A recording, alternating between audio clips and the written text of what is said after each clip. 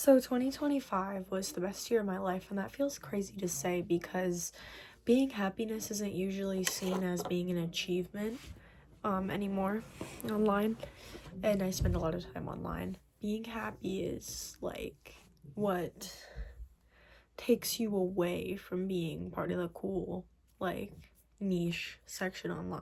But I was happy, and it was the best year of my life, and that might not be niche or cool to say, but I still did all the things that they did, and I did it better because I was happy. So, yeah, that's that. I made art, I achieved things, I did all of that. I wrote the poetry, I journaled. I finished my journal I started on January 1st, 2024. I finished it on January 1st, 2026, which is today. Yeah, I did all the things. And I was happy while doing it. And I let that happen. So I get to sit here and say that it was the best year of my life. And now when I look back on all the things that I did and I achieved, that occurred, I'm not gonna get an overwhelming disappointment or sadness or anger or a fear or anything like that, because I worked really hard on moving forward and finding that happiness for myself. I did a reflection before I closed out my journal for 2025. And I was just going to look at it and talk through it a little bit.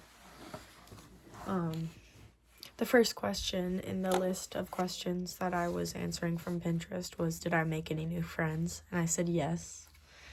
And do you think that 2024 you would be proud of what you've accomplished this year? And I said definitely. And I think that 2024 me would be proud for different reasons than 2025 me would be proud of 2026 me if 2026 me was 2025 me and 2025 me was 2024 me. Like 2024 me wanted to achieve things, wanted to be somebody who had achieved things, and I did that, a lot of that. I was good in a very stereotypical way, and 2024 me would be proud of 2025 me because of that. But I think 2025 me is going to be proud of 2026 me for different reasons. A lot of things that I wrote down focused on authenticity, and let me see.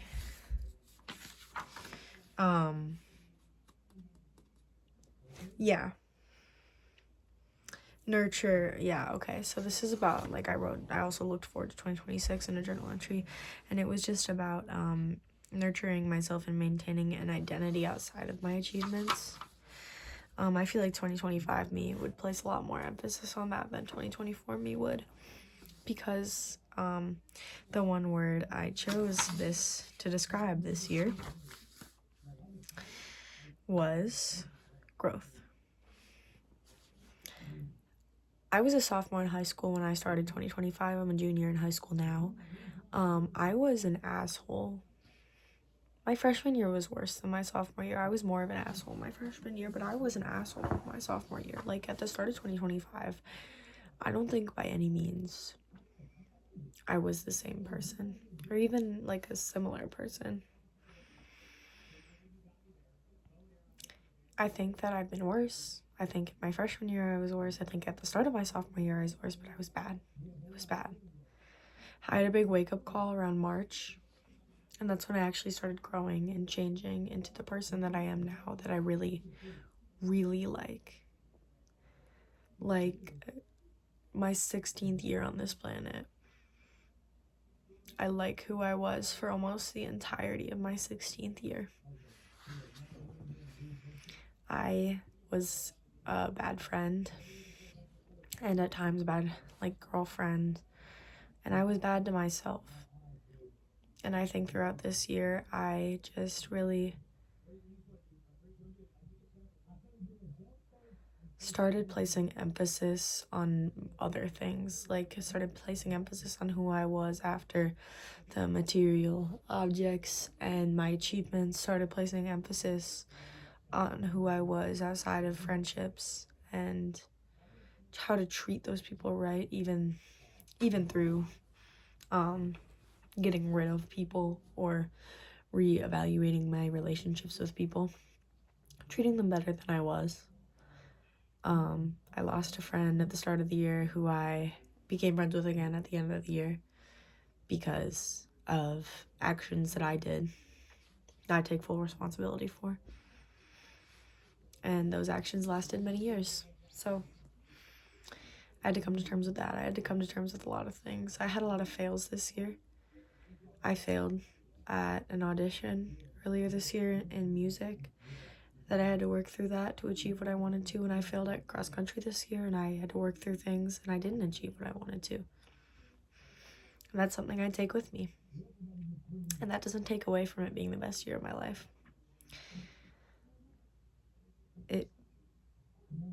I don't want to say it made me who I am because I wish it had never happened. I don't think it was necessary for my growth, those things. But they were there and they happened.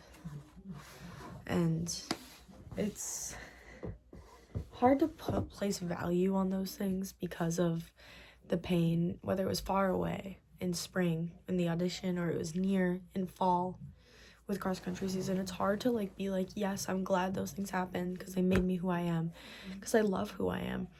But I feel like I made me who I am and not those things. And I can't sit here and say that I wish everything happened the way it did, because I don't. I wish that I had had a successful cross country season. I worked my ass off, and it turned out to be because of a medical diagnosis that I got after the season that would have inhibited my success in all ways. I don't wish that if I could go back in time and tell myself what had been going on at the start of the season and then went out and PR'd like I've been wanting to do since my freshman year, after I PR'd my freshman year and then fell off because I got a medical condition I didn't know about, I would have told myself, and then I would have PR'd and I wouldn't have been a worse person because of it. So I don't want to say that. That's not the perspective I'm leaving this year with. But it was the best. A lot of my friends said it was the worst year of their life, or it was a weird year of their life. It was the best year of my life so far. I've only had 16 of them, and I've only been conscious for 7 of them, so there's that. But some of those years have been really bad.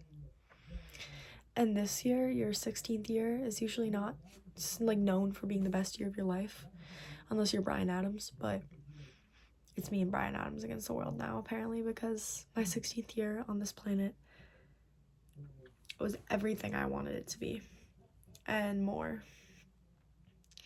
And I'm so excited for my 17th year and 2026.